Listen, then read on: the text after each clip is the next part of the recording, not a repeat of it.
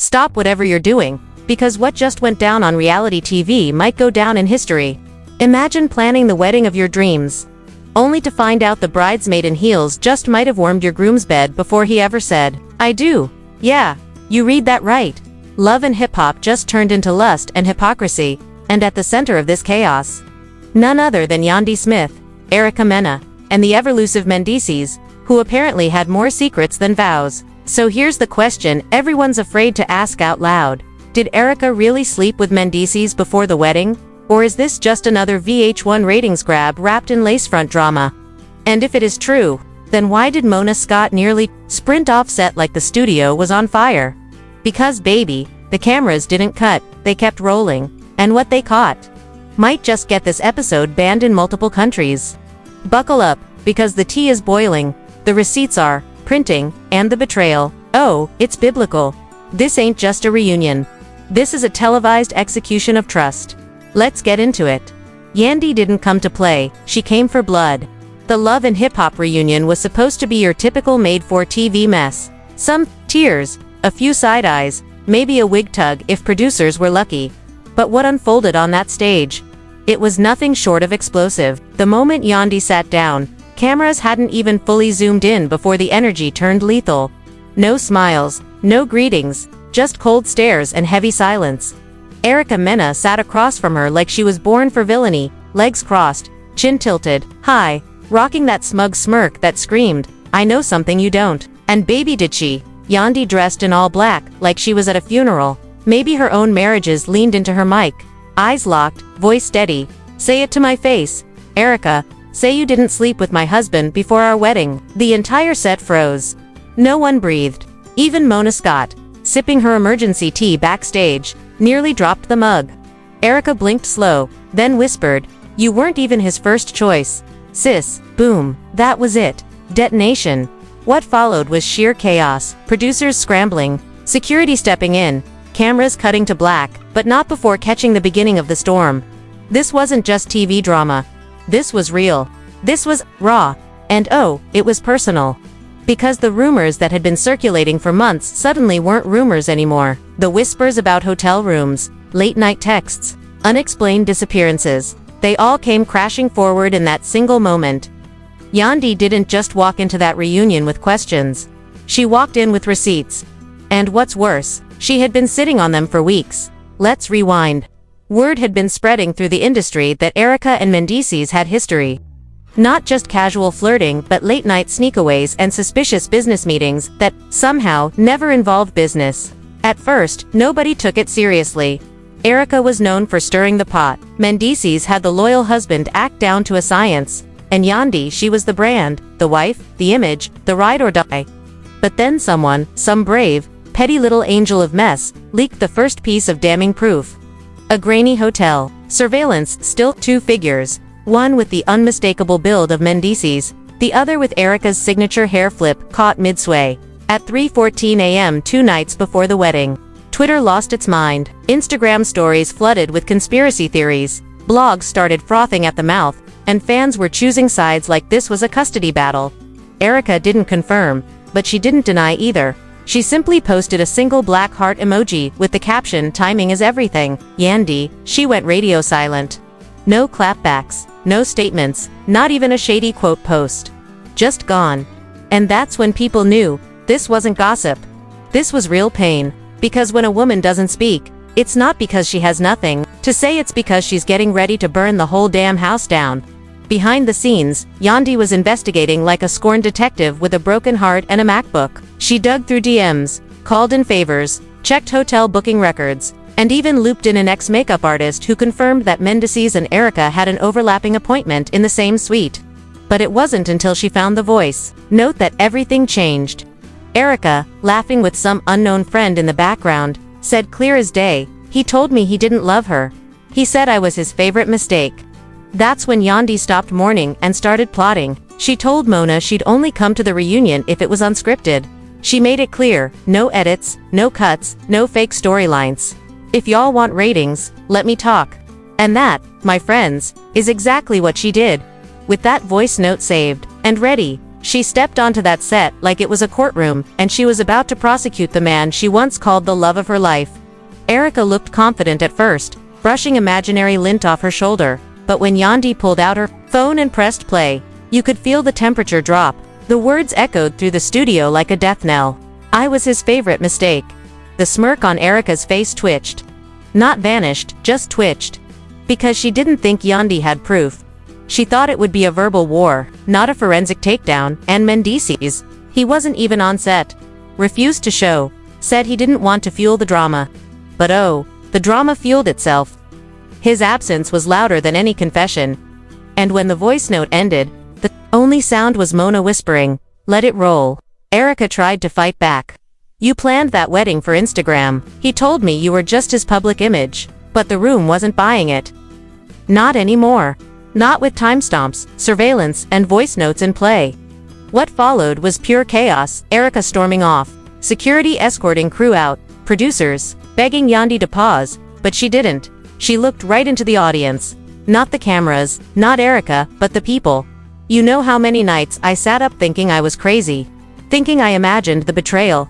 She asked, her voice cracking but her eyes fierce. "Let me be clear, I didn't lose a man. I lost an illusion. And now I'm done pretending." And that's where the spiral really began. Because what came next wasn't just a scandal. It was a digital firestorm that not even VH1's legal team could put out. Leaks kept dropping like confetti at a funeral. A full video from that hotel night appeared, this time not grainy. This time 4K. Clear enough to see champagne glasses clink, hands touch, lips almost connect, 2 days before the wedding. There was no talking out of it. No claiming it was old footage, no saying it was a deep fake. It was them, Erica and Mendeecees, alone, laughing, intimate, real, and social media. It exploded. Accounts dedicated to the timeline popped up overnight. Ericagate was trending. A Reddit thread hit 100,000 comments in under 6 hours. Instagram actually went down from the surge in traffic. Even celebrity gossip pages started picking it up. Headlines screamed, "Yandy betrayed on camera. Love and hip-hop marriage built on lies. Erica Mena breaks reality TV again." And through it all, Mendeecees silent, not a single post. Not a single word. Just vanished from the narrative like he never existed. But the silence didn't protect him, it made him guilty in the court of public opinion. Meanwhile, Yandy started to reclaim the story. Quietly, strategically, and the next time she spoke, it wasn't on a reunion stage. It was somewhere nobody expected. And that moment, that calculated reappearance changed everything. It wasn't on a live stream or in a rage-fueled Instagram story. No, Yandy reappeared on Tamron Hall, of all places. Sitting on that pristine white couch like she hadn't just had her entire marriage blown to pieces in public. She was poised, calm, dangerous. She didn't cry, didn't stutter, didn't beg for sympathy. She just looked into that camera and said, "Some people break. I rebuild." And with that one sentence, she flipped the entire narrative on its head. While Erica was busy trying to monetize the chaos, teasing some pathetic docuseries called Unfiltered. My Truth, like anybody asked for it. Yandy was quietly preparing her next move. But let's rewind 24 hours before Tamron. That's when Mendeecees finally crawled out of his digital cave and went live. Late night, blurry lighting, hoodie on, voice soft like he was trying to disappear mid-sentence. "I messed up," he began. "There's nothing I can say to undo the pain I caused." Cute. The internet lit up. Comments poured in. Fans begged for more. Some tried to defend him. But just when the live started gaining traction, guess who entered the chat? Yandy. No announcement. No request. She just popped in, her face filling the bottom half of the screen. Calm, collected, calculated, messed up, she said, her voice slicing through the noise. "You didn't forget to take the trash out. You shattered a life you begged me to build." Mendeecees blinked, tried to speak, but she cut him off again. "Don't apologize to me," she said. "Apologize to the woman you created when you lied. Apologize to the mother who raised your kids while you were locked up. Apologize to the brand you used for clout when nobody else would touch your name." And just like that, the comments exploded. Viewers started screen recording. Screenshots were up within seconds. The quote, viral within minutes. Mendeecees ended the live without another word. Just pressed that little X and disappeared. And what did Yandy do? She posted a photo. No caption, just her hand bare. No ring, just one line in the corner that said, "Chapter closed. Story mine." It was elegant, it was loud, and it was lethal. Even Fenty Beauty reposted it with the caption, "Queens don't chase closure, they sign it." Meanwhile, Erica's little docuseries dropped a teaser clip that night, a shaky monologue about how people don't know her truth, over dramatic piano music. The comments. Brutal. You slept with someone's husband. What truth are we missing? Sis, this isn't therapy, it's damage control. Sponsors pulled out before episode 1. And then came the petition. Yep, a real one, to have her banned from all future VH1 productions. Within 48 hours, it had over 800,000 signatures. That's not just backlash. That's public execution with a blue checkmark. But Erica kept trying, showing up to red carpets like nothing happened, throwing shade online, and dropping cryptic posts, like "What's real will reveal, girl. The only thing that got revealed was your GPS location 2 nights before Yandy's wedding." While Erica spiraled, Yandy pivoted. Quietly, gracefully, she launched a foundation. A real one, not for show, not for branding, a legit nonprofit, for women rebuilding their lives after betrayal. She called it 500 for no more. A subtle dig, probably, but also a bold message. She was done letting other people define her worth. Behind the scenes, Mendeecees' world started crumbling. Brand deals gone, bookings canceled, that little podcast he was working on paused indefinitely. Insiders said he'd been having identity issues, because for years, Yandy was his image. She polished him, defended him, upgraded him. And now that she was gone, all that shine went with her.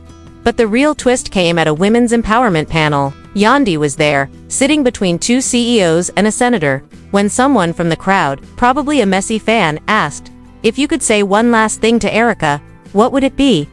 The room held its breath. Yandy smiled, not a shady smile, not bitter, just free. "I'd say thank you," she said. "Because you showed me who I was sleeping beside. You exposed the lie I mistook for love. And you helped me wake up." The applause, thunderous. Even the senator clapped. That was the final transformation. Yandy wasn't just surviving the betrayal. She had weaponized it, turned it into power, turned it into purpose. And now she was untouchable. Erica, on the other hand, couldn't rebrand fast enough. Her team was scrambling to repackage her as a misunderstood woman reclaiming her truth. But the receipts wouldn't let her. That voice note kept resurfacing. That hotel footage kept being reposted. TikTok users were lip-syncing the voice note like it was a diss track. Memes flooded every platform. "I was his favorite mistake" became the internet's new catchphrase. There were t-shirts, mugs, even parody remixes. And as for Mendeecees, well, he tried to stay quiet. But you can only stay quiet so long when the internet's screaming your name like it's a curse. Eventually, someone, probably another disgruntled ex, leaked screenshots of him allegedly reaching out to multiple women after the wedding. Nothing confirmed, of course, but the damage was done. Trust, gone. Credibility, gone.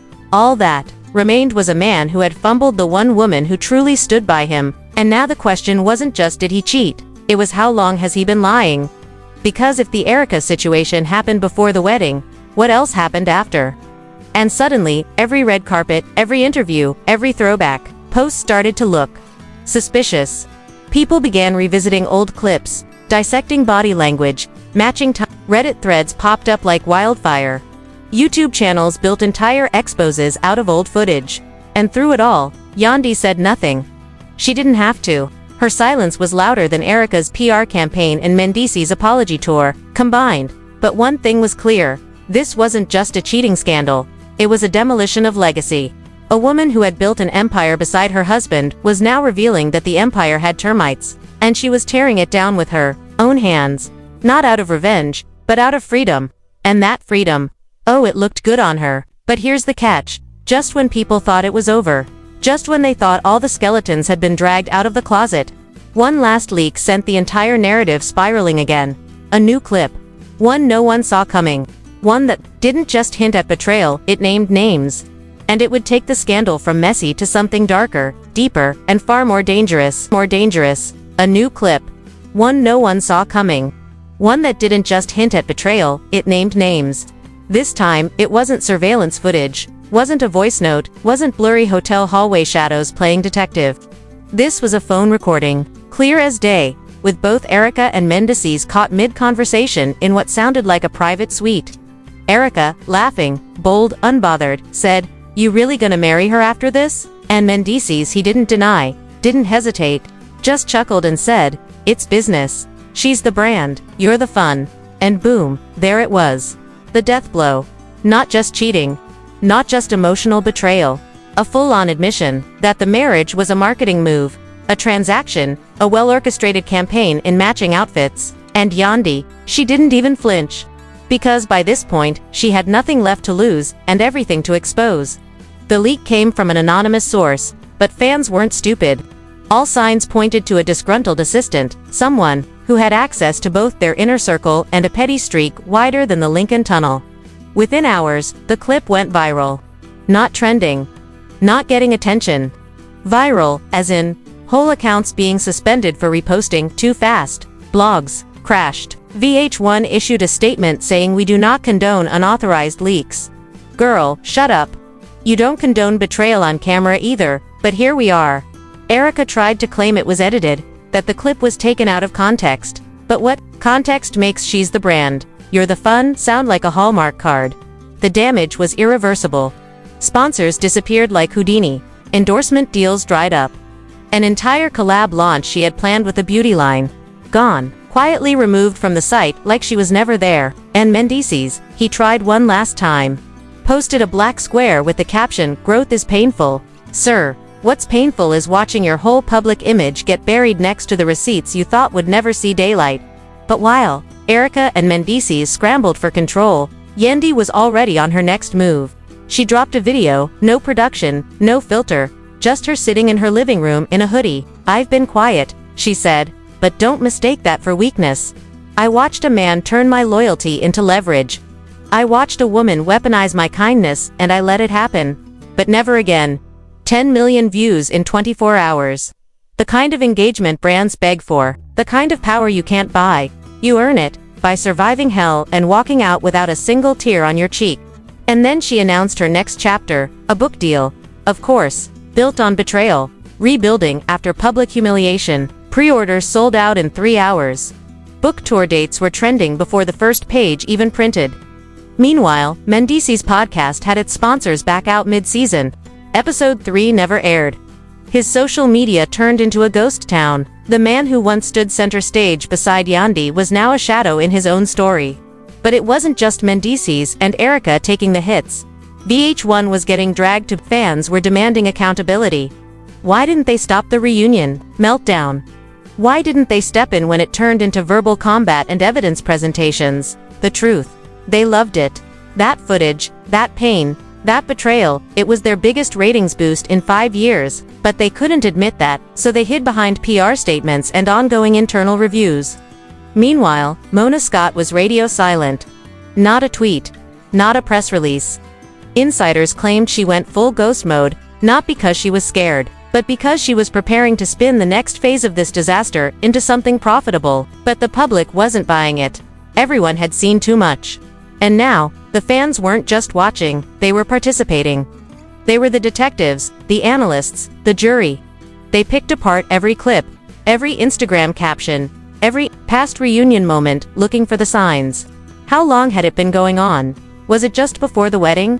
Or was Erica the side piece all along? And suddenly, every sweet post, every hashtag Black Love campaign, every couples retreat episode, it all felt fake. Manufactured. Scripted betrayal sold to us as inspiration. And the real tragedy, Yandy believed it. She built a life on a lie, and she had to unravel it in front of the entire world. But did she crumble? Not even close. She pivoted like a queen on a chessboard. In one bold move, she launched a masterclass, From Broken to Boss: How to Rebuild After Betrayal. It sold out. Twice. She secured a seat at the Bet Women of Power brunch, gave a keynote speech that had execs crying in the front row, and signed a brand partnership with a wellness company focused on healing after emotional trauma. You see, Yandy wasn't just reacting. She was transforming. Turning scandal into strategy. Pain into platform. Meanwhile, Erica was posting thirst traps and deleting comments faster than they came in. Mendeecees tried disappearing altogether, But when you're part of a scandal this size, silence isn't peace, it's guilt in HD. And let's not forget the fans. They were relentless. Every new post, every old clip, every interview, dissected, subtweeted, rewired. People brought up Erica's past feuds, Mendeecees' legal history, even Yandy's early days on the show. Because once the internet smells blood, it digs up bones too. And now, we're left with a question no one can answer, not even the people involved. Who's the real villain? Erica, for allegedly sleeping with a man she knew was taken. Mendeecees, for lying to a woman who stood by him when no one else would. Or the system, the TV machine that profits off black pain and packages it as primetime entertainment. Because this wasn't just a scandal, it was a televised tragedy. A slow, public unraveling of trust, of family, of legacy. And if Yandy hadn't pressed play on that voice note, if she hadn't brought those receipts, we'd still be calling it alleged, still giving the benefit of the doubt, still pretending reality TV is real. But now we know better. We know betrayal doesn't always wear a villain's costume. Sometimes it wears a smile, sits on a reunion stage, and dares you to flinch. But Yandy didn't flinch. She exposed it. She survived it. She sold the story, and kept the power. And if that ain't the ultimate revenge arc, I don't know what is. So now that the receipts are on the table, the voice notes have echoed through the internet, and the hotel footage has shattered whatever fantasy of real love VH1 tried to sell us. The question isn't what happened. We know what happened. The real question is, what happens next? Does Erica ever get another chance on TV? Or is she officially blacklisted from reality show history? Does Mendeecees crawl back into Yandy's timeline with another weak apology and a Bible quote in his bio? And most importantly, will Yandy ever truly trust love again? Or has this betrayal built a wall no man can climb? We want to hear from you, and not just a little comment with a wow, this is wild. No, we want the truth. Do you believe Erica and Mendeecees were creeping before the wedding? Was this all a messy misunderstanding? Or the most disrespectful love triangle we've seen since Tristan, Chloe, and Jordan? Should VH1 take accountability for profiting off trauma? Or is this just the reality TV game we all pretend we're not addicted to? Drop your thoughts in the comments. Every theory, every clapback, every I knew it moment. And if you made it this far, don't just scroll away like Mendeecees disappeared from the live. Hit that like button. Smash subscribe like Erica smashed that hotel room silence. And turn on that bell. Because baby, if you thought this was scandalous, what we've got dropping next will make this look like Sunday brunch. The drama's not done. The truth is still leaking. And we've got eyes, ears, and petty sources in every corner. Stay strapped in, the next betrayal's already cooking.